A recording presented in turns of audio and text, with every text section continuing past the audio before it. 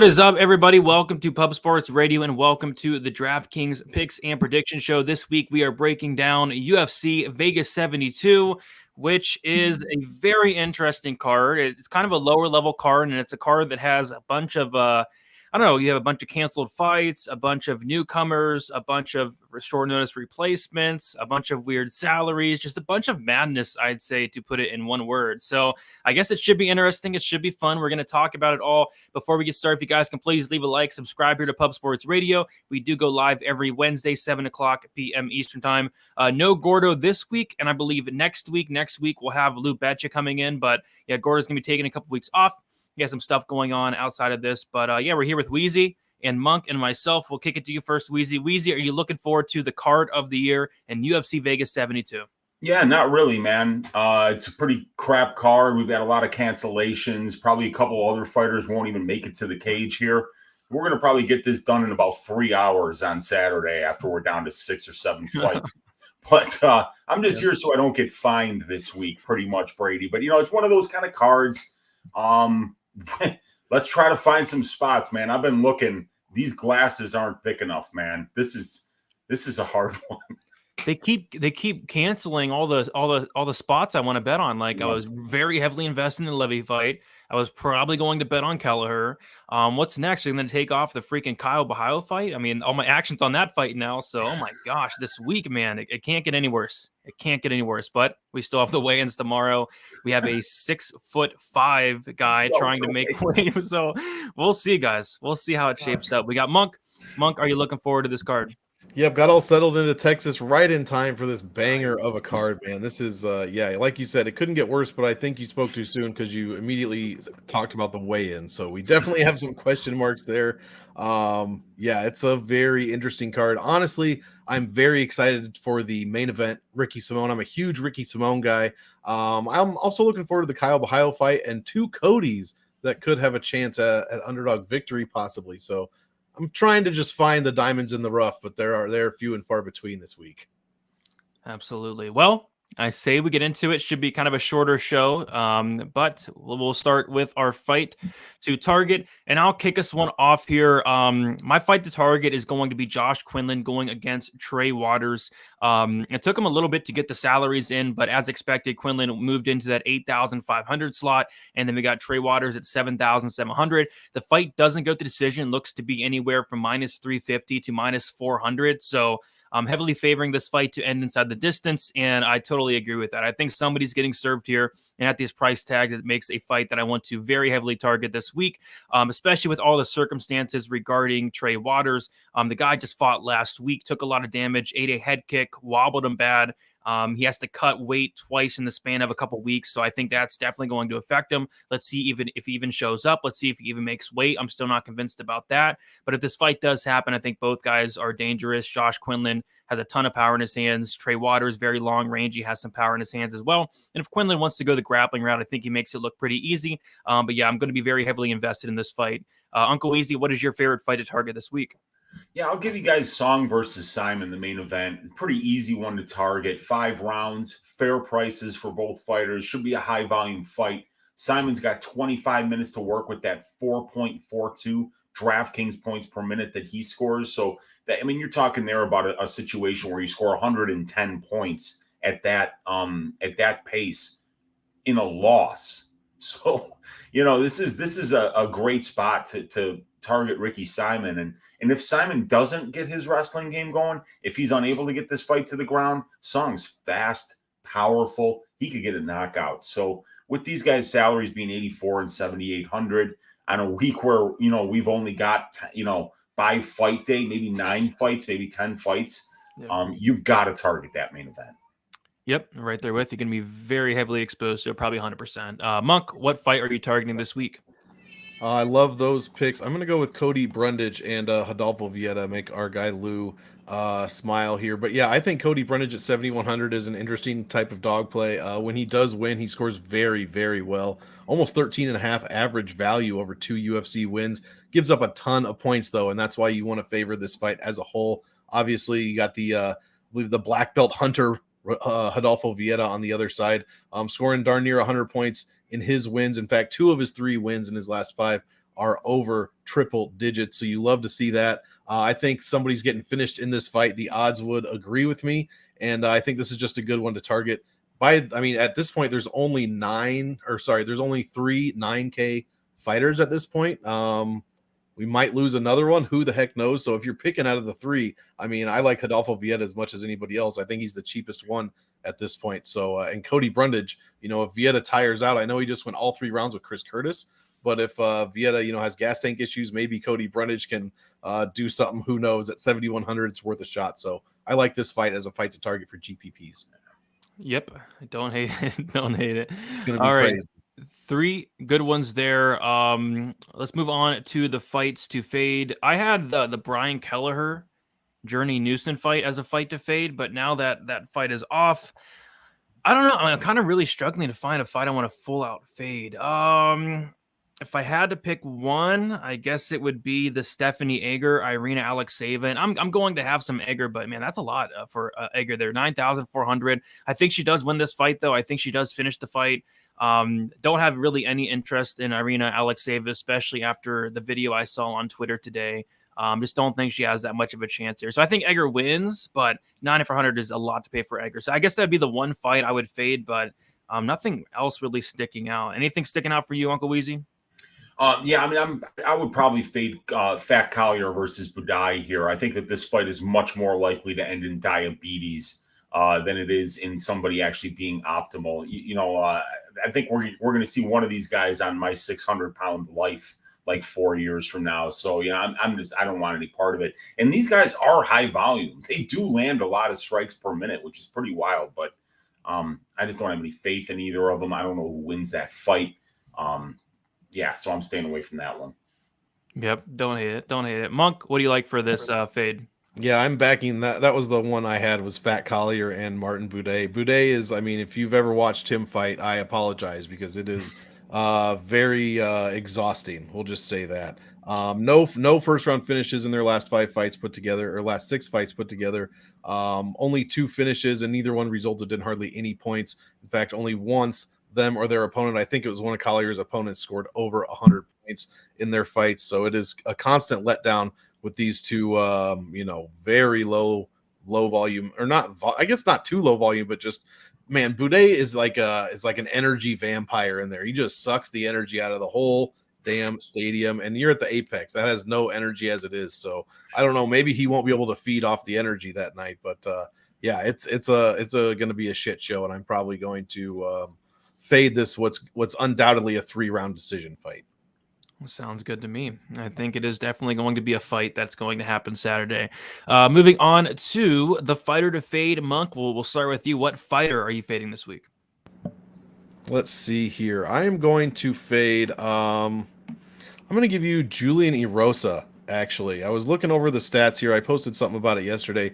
At 3-round flyweight fights in which he has 6 of them, he is 1-5.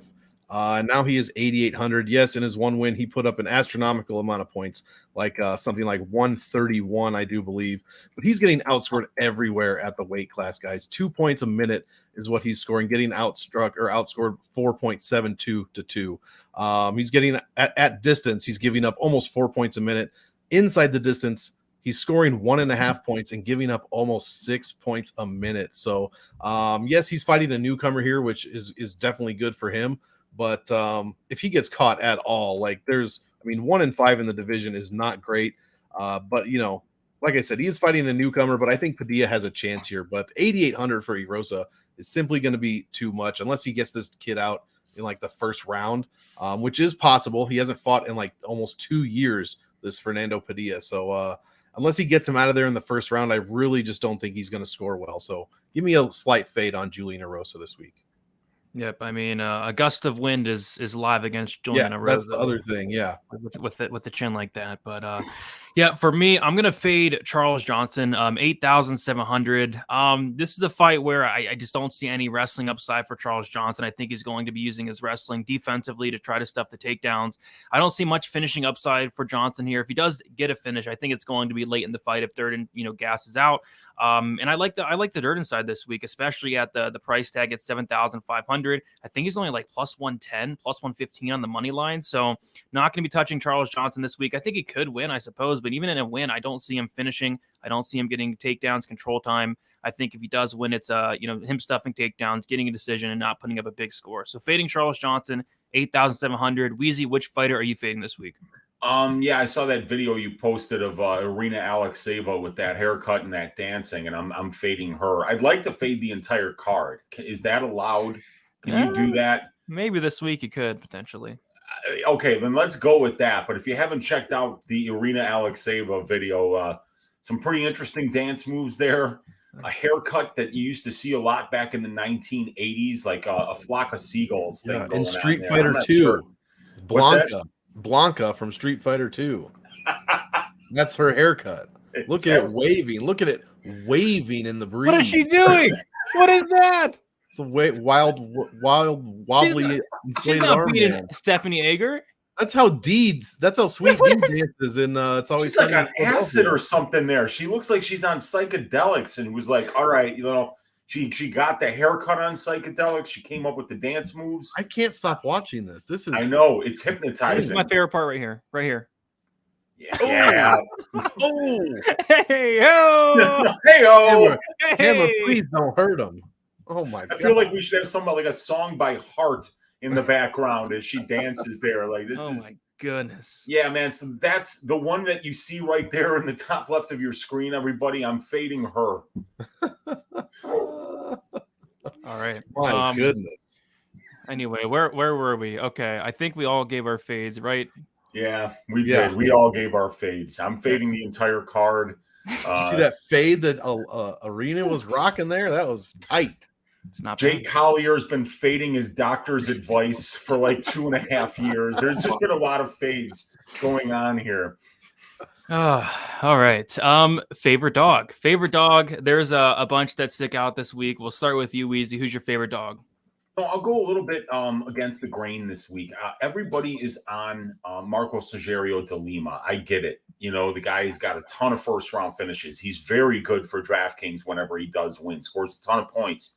I just don't think he's that good, man. I mean, like, he's beaten the ghosts of a couple of dudes. Ben Rothwell, Andre Arlovsky. And then when you look at the rest of the wins there are a couple of 205-pound wins, some bum heavyweights. I think this guy Acosta is actually pretty good. And so at 7,600, you're not going to get a lot of wrestling out of Acosta. But what I think you will get with his fantastic conditioning and very good durability is I think you're going to get a late finish out of Waldo Cortes-Acosta this week. At 7,600, if he gets this finish, he's going to be low owned. And I think he could be a great leverage play. And I flat out like him to win the fight. So that's going to be the guy I give you this week. So get a little different. Yeah, I won't have any. I just worry about the no wrestling upside, and I don't think there's a ton of finish upside, but he does have a lot of volume, so maybe, and he's going to be very low as well, so maybe that'll bite me. I'm going to go with somebody that I don't know. There's two that really stick out here. I'll go with Cody Durden here, just because he has a lot of wrestling upside. Like if he wins this fight, it's going to be wrestling control. And Charles Johnson has a very good get-up game, which I think is only going to lead to more takedowns. The one concern, though, with Durden is going to be the conditioning.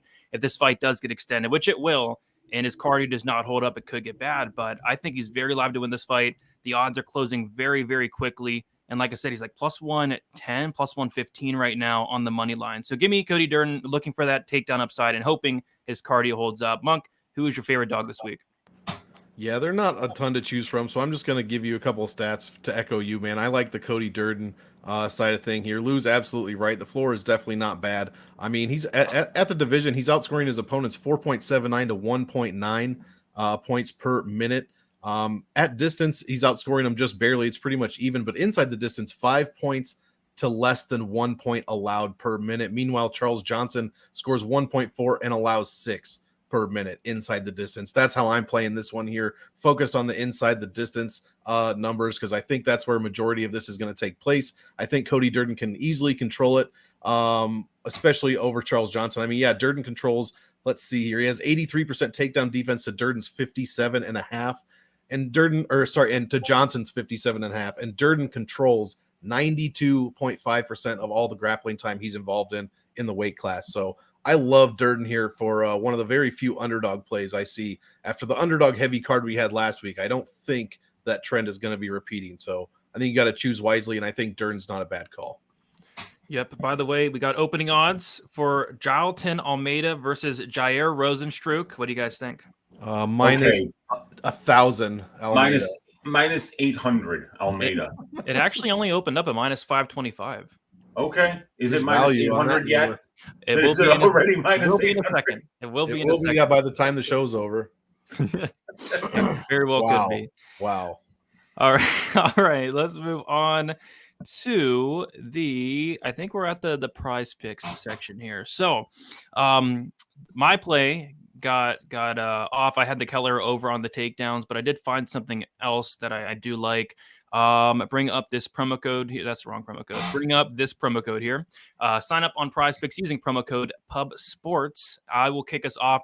So like I said, I like the Kelleher one, but now I'm going to go with the under on the Charles Johnson 89.5 fantasy score. Like I said, if he wins, I don't see any takedowns. I'd be fairly surprised if there's a finish, especially early.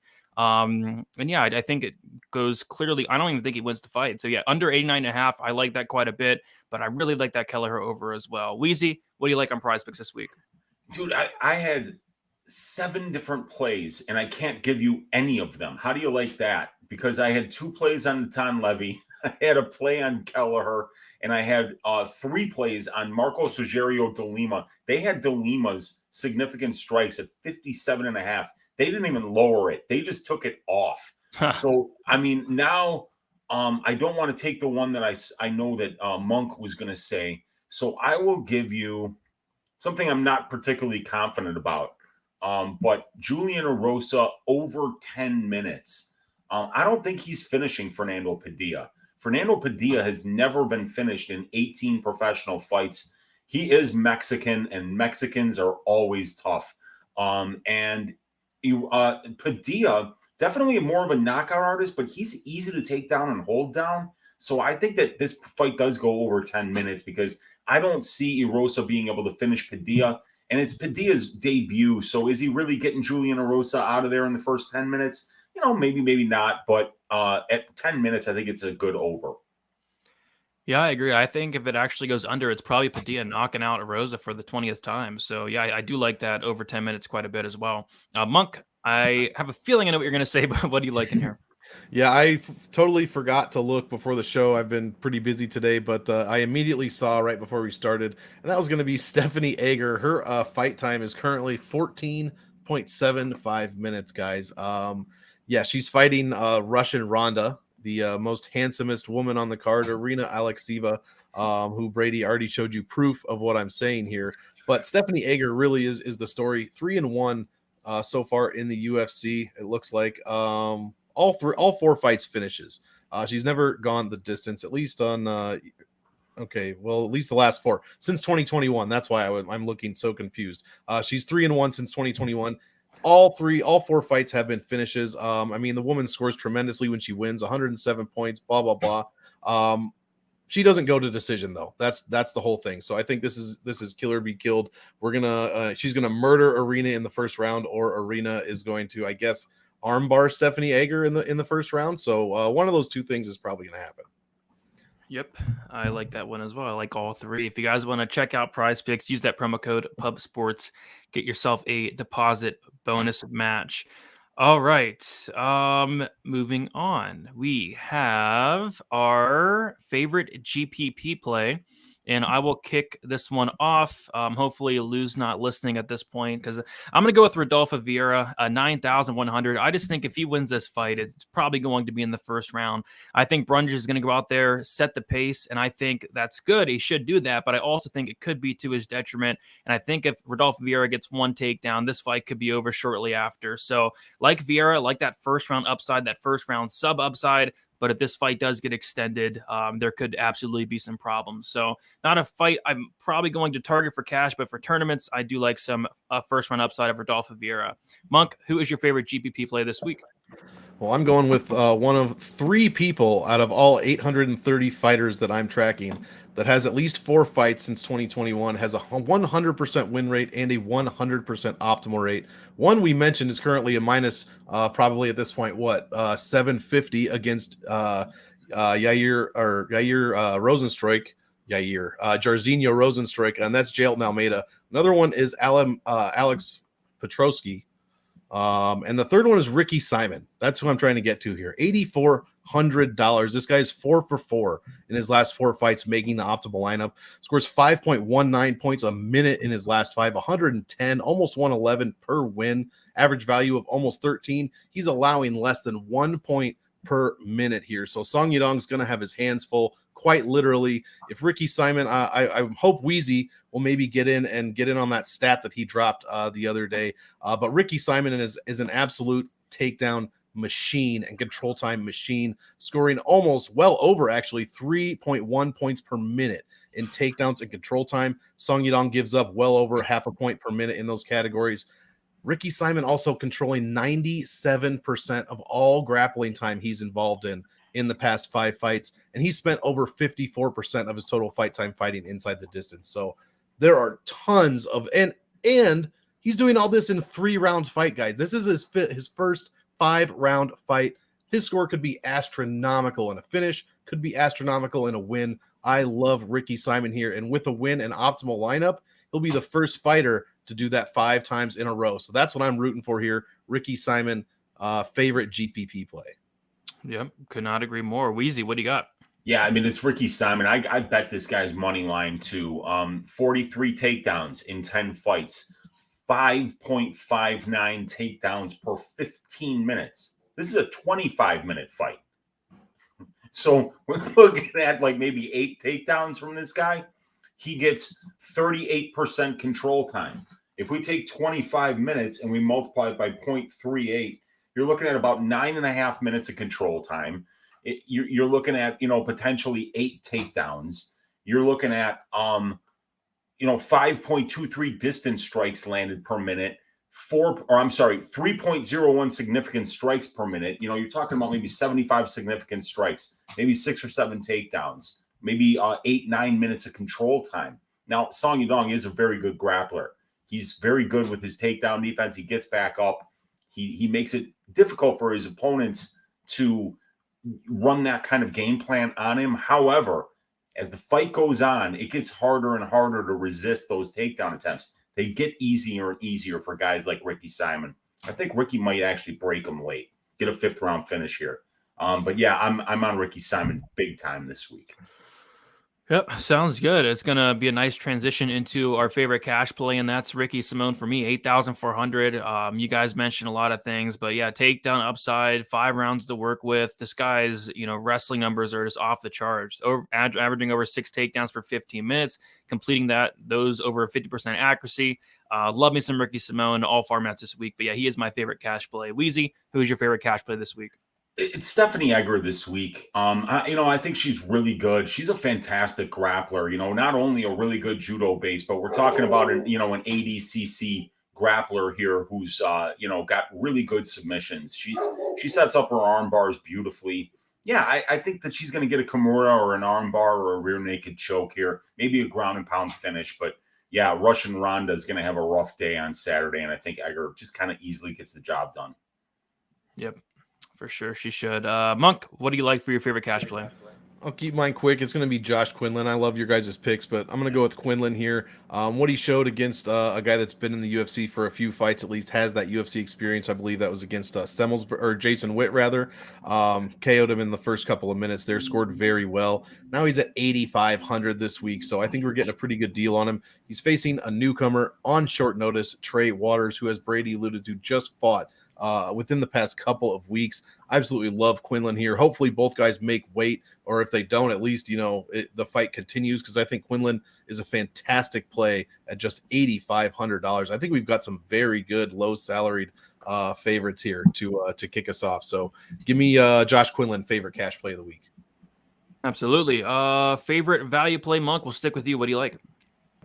Well, let's see here. I already talked about Ricky Simón. I'm going to kind of cheat. I'm going to go someone in the McGee-Newson fight. Someone in that fight is going to is going. What? Yeah, I know. I'm gonna cheat. I'll give you McGee if you really want one as a good value play. I just don't know his salary. We were talking before the show. We think it's going to be in the 7K range, but the bottom line is when salaries come out, or when guys drop out and salaries get changed with unnatural salaries, especially when they're lower than they were originally, guys make the optimal lineup 81% of the time. So if his salary for McGee comes in at 6,900, 7K, you got to play this fight no matter what. You're going to have to be, 90, 100% owned on it. I know it sounds terrible, but you're going to have to do it. So give me a ton of value on the fight as a whole. But if McGee at 7K, I mean, he's a little cheaper. That means a little more value in a win. So give me McGee as my official value play. Yeah, I was going the same route. Journey Newson for me, I guess, but I'm going to have a 100% own of this fight. You got to, especially at these low salaries like Newson, 7,300, McGee, if he's 7,000 or 6,900. It's going to more often than not be optimal, especially on a card where we only have like 11 fights and probably even get down to 10 by the time this kicks off. So that's my value play, Journey Newson, but McGee is absolutely going to be in play, and he's going to be a lot lower owned, I think, than Newson, who's a pretty big favorite here, minus 200 around there. Weezy, who's your favorite value play this week? Yeah, I agree with you guys. I'll give you guys Jamie Lynn Horth here. I think she wins this fight. And where is she? Let me edit this. Horth is at 8,300. It's a cheap price. She could get takedowns here. Haley Cohen's grappling not great, and we've seen Horth get a couple of submissions. So I think at 8,300, she's a pretty good play. She's making her debut. And keep in mind, this fight might not happen, just like the Quinlan Waters fight might not happen. So, it's one of those things to deal with there. But I think that Jamie Lynn Horth gets a win at 8,300 on a very skinny slate that we have here. She probably makes optimal if she gets the win. Yep, I like that one as well. All right, let's move on to our dart throw. We will start with you, Monk. Who is your dart throw for this week? I'm going to go, and this is strictly based on his historical scoring, and that's only in his past 2 fights. And that's going to be Michał Oleksiejczuk here at $6,700. Caio Borralho fights generally do not score well because he's won all 3 of his fights, and he has not scored well in any of them. So I'm not expecting that. But if something were to happen and Oleksiejczuk maybe flattens Borralho somehow, catches him off guard, Oleksiejczuk scores better than almost everybody on this card. 3.5 points a minute in his last 5, 100.21 points. And in fact, if you really get down to it, he just changed weight classes 2 fights ago. So now he's fighting at middleweight. In those 2 fights, and they've lasted, I don't even know, probably 2, 3, 4 minutes maybe. 9.48 points a minute is what he's scoring. At distance, he's scoring 20.57 points a minute, and he's still outscoring everyone inside the distance, 4.88 to 4.56, 114 per win in those 2 fights, guys. Do I think he's going to control or take down or have any kind of grappling advantage over Caio Borralho? No. But like I said, if he lands some crazy punch, Oleksiejczuk scores better than 90% of the people on this card, so I think he's worth a dart throw at my favorite salary of $6,700. Yeah, I hope you're wrong for my bankroll's sake, but yeah, I mean, if he's able to keep this standing, absolutely. The guy has a lot of power.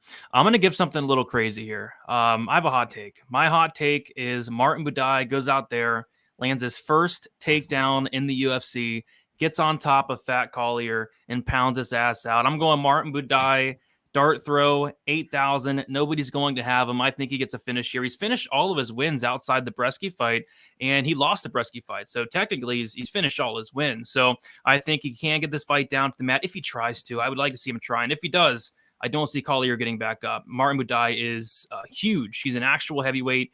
He has to come in fight day weighing like 280. I mean, the guy's massive. So give me Buday to get on top of Collier, pound him out, put up a big score here. Weezy, who's your dart though for this week?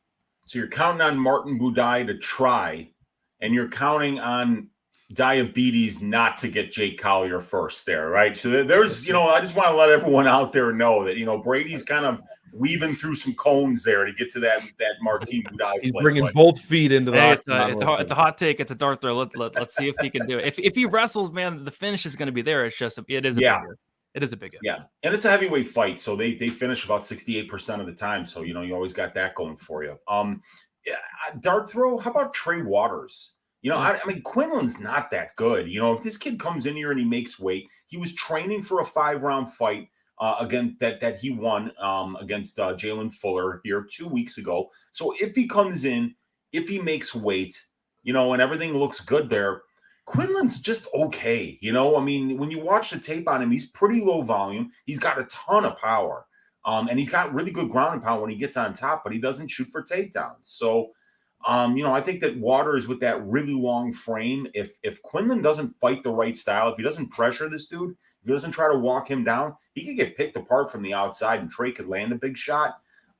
So I think he'll be really low owned. And like I said, it's all hinging on the fact that he shows up, he makes weight, he doesn't look like he's going to die in there. Because a 6'5" guy trying to make a 170-pound weight cut twice in 14 days, which is what's going to be happening here, is something that we absolutely have to keep our eye on. But if it all looks good after that, I think he's a good dart throw.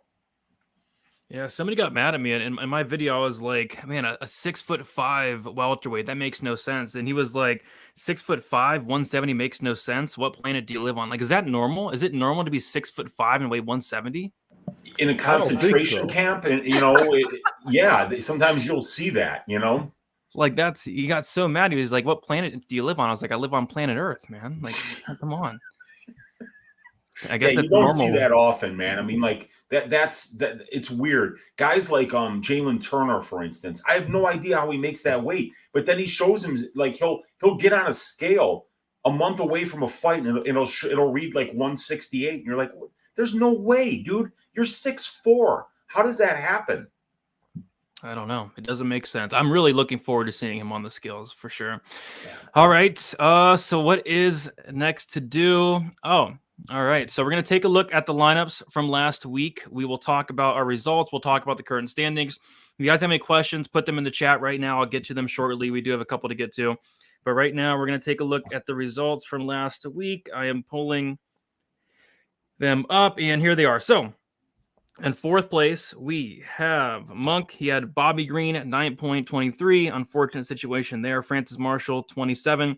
Wells, 104. Tafa, 11. Pavlovich, 114. And Bruno Silva, 109, scoring 377.25. In third place, myself with Montel Jackson, 106. Francis Marshall, 27.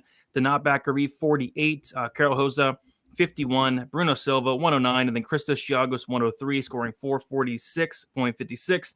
And then in second place, only like 3 points ahead of me, Uncle Weezy, Montel Jackson, 106, Curtis Blades, 5, Jeremiah Wells, 104, Muhammad Usman, 78, Carol Hoza, 51, and then Giagos, 103, scoring 449. And then Gordo, 446, so very close to me and Weezy. Montel Jackson, 106, Blades, 5, Wells, 104, Hoza, 51, he stand 95, and then Giagos 103. So yeah, we were all pretty close there last week, but Gordo was able to get it done. And then current standings, I was in first by like 6 points last week, and now Gordo got first place back. Gordo is now in first. He has 5,444. I'm in second. I have 5,431. So it looks like Gordo is 13 ahead of me now. Weezy's in third with 5,080. And then Monk's in fourth with 4,969. So we are 13 cards in. All right. Lineups for this week. We'll kick it to you first, Monk. Do you have your lineup for this week ready to go? I do. Just let me find the screen that it's on. This might change once McGee comes in. If he's 69 or 7,000, I'm going to be giving a McGee lineup for sure. But as of now, Stephanie Egger, Marcos Rogério de Lima, Josh Quinlan, Ricky Simón, Cody Durden, Fernando Padilla. All right. Weezy, what do you got?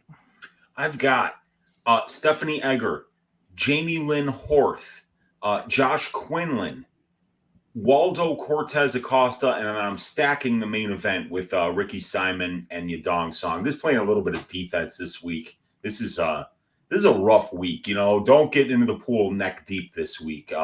This is going to be a weird one. Yep, it definitely is. I'm going Caio Borralho up top along with Rodolfo Vieira. Sorry, Lou. Give me Cody Durden down low, Journey Newson down low, Marcos Rogério de Lima, and then Martin Buday.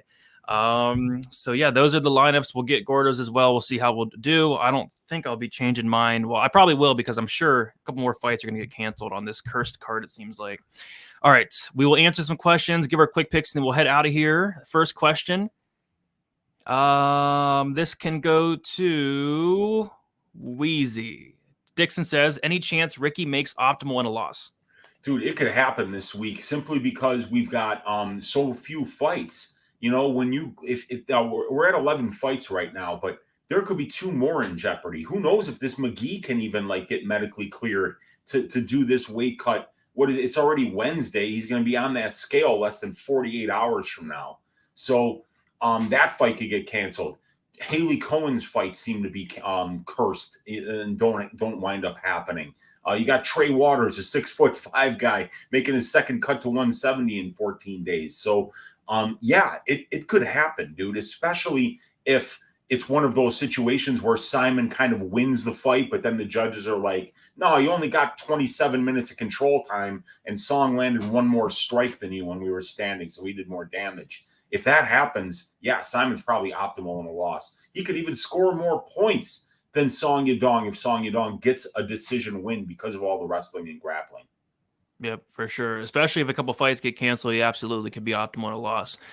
Victor saying you guys like that Arosa over 1.5. I do. At the same time, I don't, but he should go out there and take down Padilla. Padilla has non-existent takedown defense. My only concern would be Julian Arosa going out there and trying to get in a war and stand and banging with him and getting knocked out. But yeah, if Julian Arosa fights smart, that should hit pretty easily just due to the fact that Padilla could not stuff a takedown to save his life.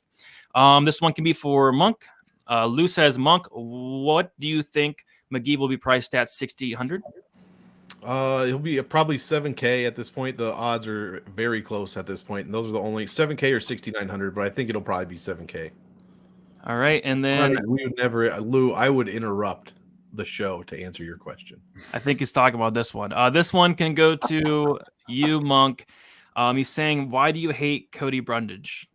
I don't. I actually gave him as a pick earlier. I like Cody Brundage at 7,100. So I don't know what you've been hearing on the streets, but I actually really like that fight as a whole. And I don't know, man. I mean, Brundage he's right there until he's not. You know what I'm saying? He's right there until his neck gets grabbed. So.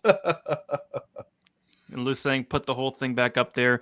He says, Weezy, he was at your bar mitzvah. Monk, he helped you move. Brady, he knitted your hat. Come on, blasphemers. No, I don't hate Cody Brundage. I just think he needs to survive that first round. If he does, it's a very, very winnable fight. Absolutely. And I know for a fact Weezy does not hate Cody Brundage either. So yeah, dude, I like Cody. I like Cody. And I've never been bar mitzvahed, okay? That's just something that we can't let slide here. That's not happening. You know, I'm not Jewish, so you don't get bar mitzvahed if you're not Jewish. He didn't show up there. He didn't give me some punk ass dreidel. That shit never happened. Lou, you're a liar. Come on. Okay. And then I think I see one more. This can go to myself. Simón, 5th round is a prop to consider and then maybe bet. Yeah, those Simón late props, 3, 4, 5, they absolutely could as well. I think they're probably going to be pretty juicy also. All right. I think we did it. Oh, can't forget the quick picks or I will get yelled at on Twitter. All right. I'll start us off. Give me Ricky Simón. Give me Caio, Rodolfo, Vieira, Julian Arosa, Marcos Rogério de Lima, Martin Buday, Cody Durden, Josh Quinlan, Stephanie Egger, Brian. Never mind. I'll go Jordan Newsom as of now, but I need to look more into this McGee guy. And then Jamie Lynn Horth. Weezy, what are your quick picks for this week? Okay, I'm bringing up my Tapology page because I made everything here. Now I'm down to 10 of 11 picked, but I got Ricky Simon 5th round submission. I've got Caio, 2nd round submission. I've got Rodolfo Vieira 1st round submission. Julian Arosa by decision. Salsa Boy, Waldo Cortes-Acosta 3rd round knockout. Josh Quinlan 2nd round knockout. Fat Collier by decision. Charles Johnson by decision. Stephanie Egger, 2nd round submission. Jamie Lynn Horth by decision. I have no idea who Marcus McGee is, so I don't know who's going to win that fight. I have no clue. I've never even seen this guy McGee, so I'm not even going to give you a pick. Yep. Oh, and by the way, our guy Victor said, what's this new second leg of the probability parlay? I think Brady and I's new thing is we're keeping the parlay to 1 leg so we hit it more often. Yes, that is smart. Wild, man. Every time we have a 2-leg parlay, 1 leg gets voided. It's so crazy. Every week, Brady. I mean, it's like it's cursed. We got to stop. We got to start doing the show 5 minutes before lock. Even then, I don't know. Saturday. Then we know at least there's only like a 33% chance that the fight gets canceled after the card starts. But, for that second leg, Victor, maybe do that fight doesn't go to decision for Stephanie Egger. I think that she probably gets the job done there. And then he asked if we like the over-under 1.5 takedowns for Erosa. I like the over, but, then you're counting on Julian to do something that he hasn't done a lot of, and that's wrestle, just because we see on Padilla's tape that he can easily be taken down and held there. So it'll be on Erosa to do that, but I think he winds up getting more than 1.5. I just won't be playing it. Yep. For sure. And then Dixon saying Egger sub 1 and 2. Yeah, she should go out there and sub her. I'm on the under myself, and I'm probably going to be doubling down on that fight. Doesn't go pretty shortly here. Monk, what are your quick picks for this week? We will go, Jamie Lynn Horth will go, I guess, Marcus McGee. Who knows? Stephanie Egger, Cody Durden, Martin Buday, Josh Quinlan, Marcos Rogério de Lima. I'm going to go Fernando Padilla. And Lou Betya, I did not change this. It says Cody Brundage right here over Rodolfo Vieira, Caio Borralho, and then Ricky Simón. Really excited for that main event, guys. Absolutely. Lots of finishes we're projecting on this card too. I hope so, because I'm going to be adding some violence spots soon. Yep. I like violence in that Newson fight. Like violence in the Egger fight, Quinlan fight. Lots of violence. Erosa and Vieira especially. I think Ohio can get a sub. There's going to be some, I think Jamie Lynn Horth could go out there and get a fin. There should be a lot of violence. So I think it's going to be a fun card. Low-level card with a bunch of madness and cancellations and stuff. And the weigh-ins are tomorrow. So I'm not even going to build my lineups until tomorrow after the weigh-ins. And even then, they might not be safe, but it is what it is. That's why we like this game so much. Weezy, let the people know your plans. You going live anything tonight for this heck of a card? Nah, man, I'm taking the rest of the week off, going on a little vacation this little weekend, taking the train down south here in Illinois. So yeah, I'm done for the week. This card, I'm gonna get the stats done for next week. So yeah, we're done for the week. Good luck, everybody. Stay safe this week.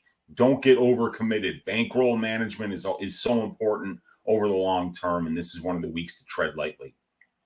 Yeah. It definitely is. Monk, let the people know where they can find you and your plans for the rest of the week, or what content you have already. Absolutely. I'm just going to finish editing my game theory video. It will be live at some point tonight. Might be later than earlier, but I just got to finish editing and then export it and then upload it. So it could be a few hours. We are going live for the Kill Shot podcast. I believe we're going live at, 8 o'clock p.m. Central Time, 9 p.m. Eastern Time. Other than that, it's Monk and Lou's Happy Hour, baby, Friday on the MMA Engine at 4:30, 5:30 Eastern. So, yeah, that's about it. Going to talk about this card a couple of more times, unfortunately, this week. But at least I have good people to do it with. So let's go. Let's get it. I'll be going live Friday for the final thoughts on my channel, DFS by the Numbers, and then Saturday for Best Bet as well. Don't forget to like, subscribe here to Pub Sports Radio. We'll be back next week for a really good card, UFC 288. That should be fun. It should be a high-level card overall and a big step up from whatever this is this week. But good luck, everybody. Let's win some money. Bankroll management, like Weezy said, and we'll talk to you guys very soon. See you later.